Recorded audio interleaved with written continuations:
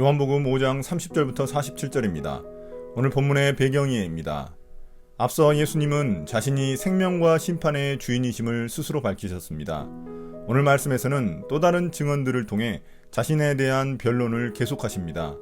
보통 구약 성경에 따르면 법정에서 어떤 사람을 고소할 때에는 두세 명의 증인이 필요했습니다. 그래서 예수님은 이런 구약의 재판 형식에 따라 예수님에 대한 4가지 증언을 통해 자신이 누구신지를 밝히십니다. 30절입니다. 심판사역에 대한 부연 설명. 나는 아무것도 내 마음대로 할 수 없다. 나는 아버지께서 하라고 하시는 대로 심판한다. 내 심판은 올바르다. 그것은 내가 내 뜻대로 하려 하지 않고 나를 보내신 분의 뜻대로 하려 하기 때문이다. 앞서 언급한 예수님의 심판사역에 대한 결론 부분입니다. 예수님은 자신이 하는 심판이 자의적으로 이루어진 게 아니라 하나님의 뜻대로 할 것임을 밝히십니다. 하나님 아버지와 아들 예수님의 관계는 사랑과 순종의 관계입니다. 그래서 심판도 하나님의 뜻에 따른 것입니다. 그렇기에 예수님이 하시는 심판은 의로운 심판이 될 것입니다. 그래서 예수님은 그들이 심판받을 근거들을 아랫단락에서 제시하십니다. 31절부터 35절입니다. 요한의 증언. 내가 내 자신을 위하여 증언한다면 내 증언은 참되지 못하다. 나를 위하여 증언하여 주시는 분이 따로 있다. 나를 위하여 증언하시는 그 증언은 참되다는 것을 나는 안다. 너희가 요한에게 사람을 보냈을 때에 그는 이 진리를 증언하였다. 내가 이 말을 하는 것은 내가 사람의 증언이 필요해서가 아니다. 그것은 다만 너희로 하여금 구원을 얻게 하려는 것이다. 요한은 타오르면서 빛을 내는 등불이었다. 너희는 잠시 동안 그의 빛 속에서 즐거워하려 하였다. 예수님은 앞서 자신을 변론하셨지만 셀프 변론이었기에 이제 다른 증언들을 제시하십니다. 당시 재판에서도 판결을 위해서는 두세 명의 증인들이 필요했습니다. 그래서 예수님은 재판에선 검사처럼 4개의 증언들을 통해 유대인들을 고소하십니다. 첫 번째 증인은 침례 요한입니다. 앞서 침례 요한은 자신이 그리스도, 즉 메시아가 아니고 단지 그의 길을 준비하는 사람일 뿐이라고 증언했습니다. 예수님이 침례 요한의 증언을 언급하신 이유는 실제 사람의 증언이 필요해서가 아닙니다. 단지 사람들이 그의 증언을 신뢰하기 때문입니다. 사람들은 침례 요한을 존경한 나머지 메시아로 오해하기까지 했었습니다. 그래서 예수님은 그의 증언을 통해 사람들이 예수님을 믿고 구원을 얻기 원하셨습니다. 그는 참빛 예수님이 오기를 기다리는 작은 등불에 불과했습니다. 침례 요한이 잠시 동안 등불의 역할을 감당할 때 사람들은 그를 즐거워했습니다. 예언자가 나타났다며 그들은 환영했습니다. 그러나 정작 참빛 메시아가 나타나자 사람들은 그를 핍박하기 시작했습니다. 36절부터 40절입니다. 예수님에 대한 증언들. 그러나 나에게는 요한의 증언보다 더 큰 증언이 있다. 아버지께서 나에게 완성하라고 주신 일들, 곧 내가 지금 하고 있는 바로 그 일들이 아버지께서 나를 보내셨다는 것을 증언하여 준다. 또 나를 보내신 아버지께서 친히 나를 위하여 증언하여 주셨다. 너희는 그 음성을 들은 일도 없고 그 모습을 본 일도 없다. 또 그 말씀이 너희 속에 머물러 있지도 않다.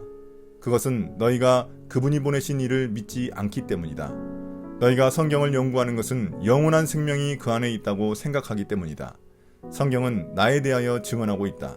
그런데 너희는 생명을 얻으러 나에게 오려고 하지 않는다. 이제 요한의 간접 증언보다 더 큰 두 번째 증언이 있습니다. 바로 예수님이 직접 행하신 기적들입니다.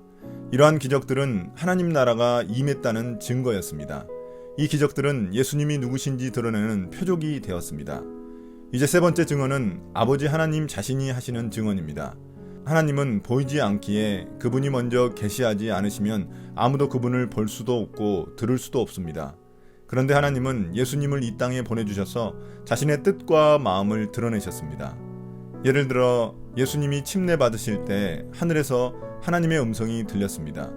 그러나 유대인들은 영적인 귀가 막혀 있었기에 하나님의 음성을 들을 수도 없었습니다. 또한 예수님을 통해 하나님의 형상을 볼 수 있었지만 그들은 영적 눈이 어두워 볼 수 없었습니다. 네 번째로 구약 성경의 증언을 들 수 있습니다. 유대인들은 구약 성경을 연구하여 영원한 생명을 얻고자 했습니다.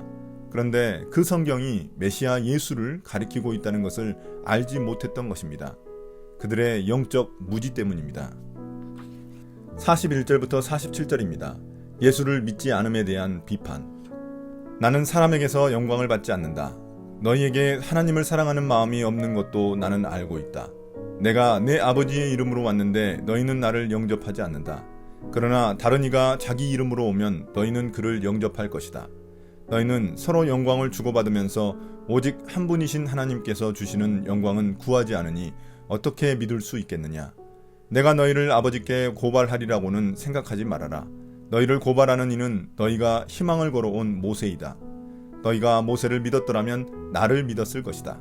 모세가 나를 두고 썼기 때문이다. 그러나 너희가 모세의 글을 믿지 않으니 어떻게 내 말을 믿겠느냐. 앞서 예수님은 사람의 증언을 필요로 하지 않는다고 하셨습니다. 자신이 행한 기적과 하나님 아버지의 증언 그리고 성경의 증언이 있기 때문입니다. 그래서 예수님은 사람의 증언이나 영광을 구할 필요가 없습니다. 예수님이 유대인들의 기대를 충족시킬 이유가 없다는 의미입니다.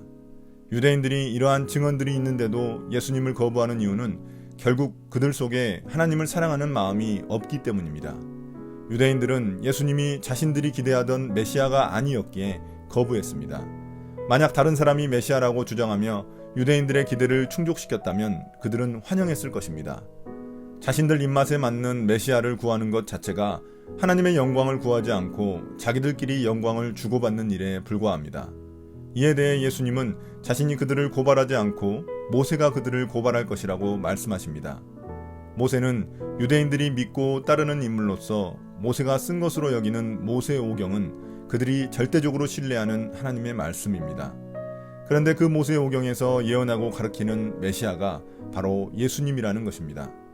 그것조차 그들이 제대로 이해하지 못하고 믿지 못한다면 예수님을 믿을 수가 없는 것입니다. 오늘의 묵상 포인트입니다. 첫 번째, 예수님은 누구신가? 예수님은 생명과 심판을 담당하시는 하나님의 아들이자 메시아입니다. 그분이 행하신 기적들은 하나님 나라가 이 땅에 왔다는 것을 보여줍니다. 그분의 말씀과 행동이 모두 하나님 아버지의 성품과 뜻을 드러냅니다. 이제 우리는 예수님을 통해 하나님이 어떤 분인지 알 수 있습니다.